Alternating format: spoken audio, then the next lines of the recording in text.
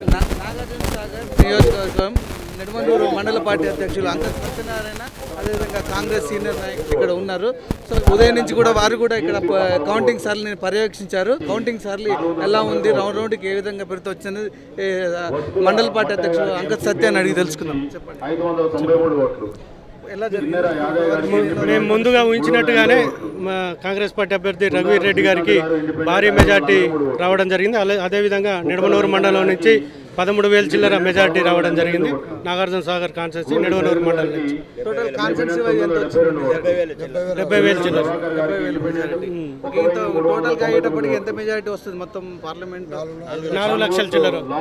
ఇప్పటి వరకు అంటే పూర్తయ్యేటప్పటికి 4.5 లక్షల దాకా వస్తుంది. నిడమూరు మండలంలో ఇప్పుడు జానారెడ్డి గారికి, జైవీర్ రెడ్డి గారికి 9,500 మెజార్టీ వచ్చింది. ఇప్పుడు రఘువీర్ రెడ్డి గారికి 13,000 చిల్లర మెజార్టీ వచ్చింది. కాబట్టి నిడమూరు ప్రజలు మొత్తం జానారెడ్డి గారు వెన్నంట వారి కుమారుల వెంట ఉండి అత్యధిక మెజార్టీతో గెలిపించారని మండల ప్రజలందరికీ ధన్యవాదాలు తెలియజేస్తున్నాం.